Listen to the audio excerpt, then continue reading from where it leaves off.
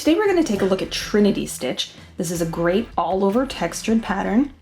It's sometimes known as bramble stitch or raspberry stitch, and you see it often as panel inserts in traditional Aran sweaters and cable knit sweaters. It's really fun and easy to work, and I'm going to take you through it step by step. So here I have a swatch already started on the needles, and I'm ready to work a row 1 of our pattern. So I'm working a garter stitch border on this swatch. So it's not really part of the Trinity Stitch pattern. I'm just going to knit 3, and I'm going to knit 3 at the beginning and the end of every row to create a nice neat garter stitch border. But for a Trinity Stitch pattern, we just purl on the first row.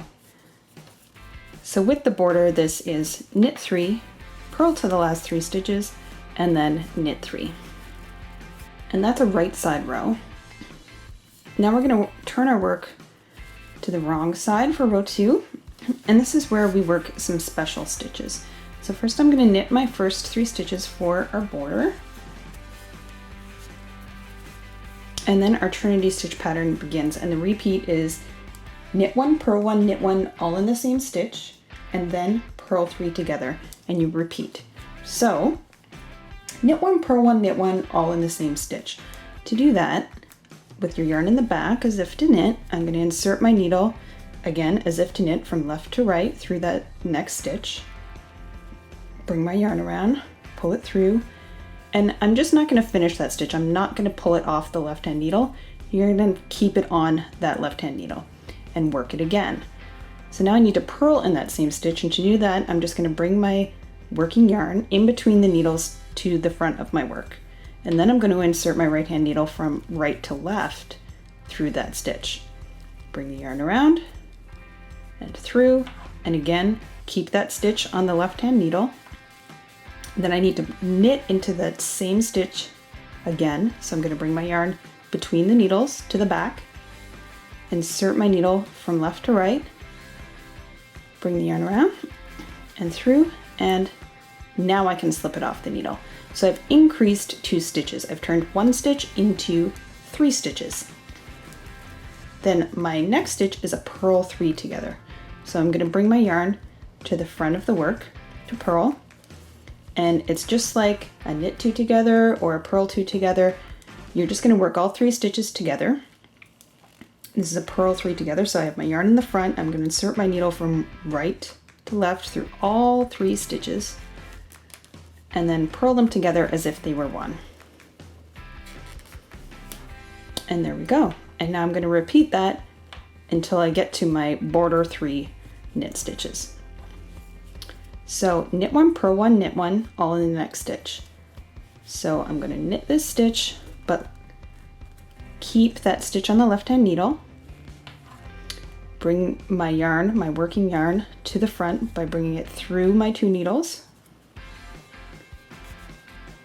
Purl that stitch, keep it on the left hand needle, bring my yarn to the back in between my needles, insert the needle from left to right to knit, and now slip it off the left hand needle to complete the stitch. And then my next stitch is purl 3 together, so I have to bring my yarn to the front and purl all 3 stitches together. It can be tricky to get your needle in there. And oops, tricky to get your yarn around apparently. And there we go. Purl all 3 stitches together. So what we're doing here is increasing and decreasing,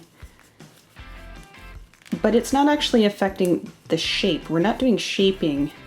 And those are all the special stitches you need to know to create this fabric, but I'm going to go over the next 2 rows of the pattern to get you through the repeat. So that was row 2. Row 3 is exactly the same as row 1. So you're just going to knit 3 if you want to have a garter stitch border, and purl all the way across. So every right side row is just a purl row. I know we're used to having knit stitches on the right side, but in this pattern it's purl stitches. And now the 4th row is the last row of the repeat. It's very similar to the 2nd row. We use the same stitches, just in a different order. So I'm going to knit my 3 stitches. And now for the 4th row, I'm going to begin with the purl 3 together. So the 2nd row, we began with that increase. And for the 4th row, we're going to begin with the decrease. So purl 3 together, then knit 1, purl 1, knit 1, all in the next stitch, and repeat all the way across.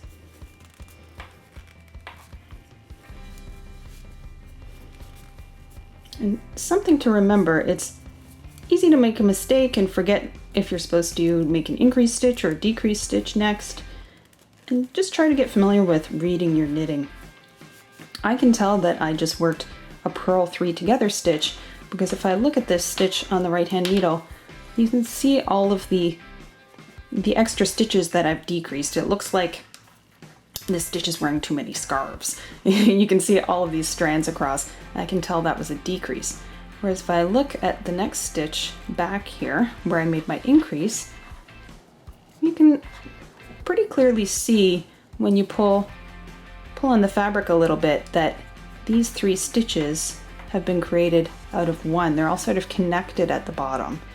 So I know if I'd put down my knitting for a while and I pick it back up, oh, what stitch am I on next? I can see that I made a decrease stitch, so now I have to make that increase of the knit, purl, knit, all in the next stitch. It's quite handy to have the skill to read your knitting.